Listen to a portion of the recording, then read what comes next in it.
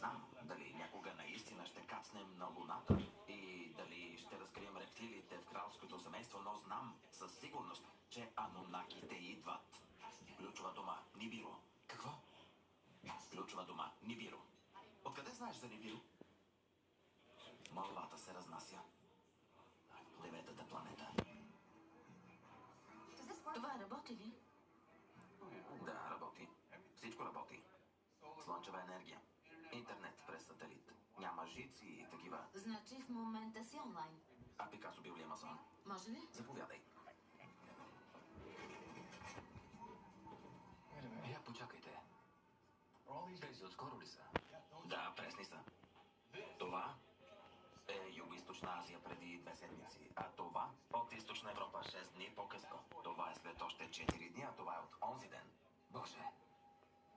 Мислих, че Козирог е бил пръв и след 2 дни остават 7, но това се случва от седмици. О, да. Приемали се ги за естествени явления. Обърках се.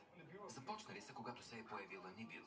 Затова половината знаци в пещерата бяха обърнати. Скорпион се обърна пред очите ни в началото на бедствието. Марти. Повтарям го от години.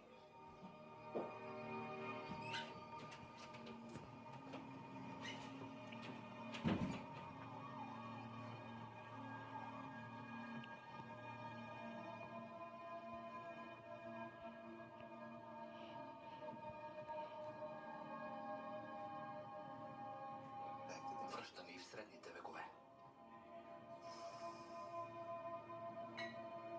Разкъсва планетата на парчета.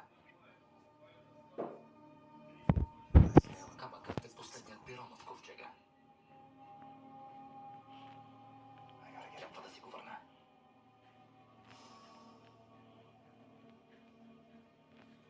Да вървим.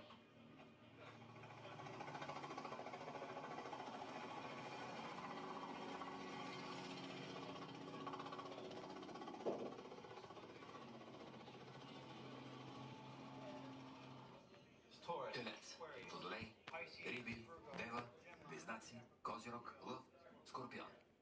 И Овен, славата. Марти ни спаси от везни. Стават общо 10. Остават не 7, а 2 знака.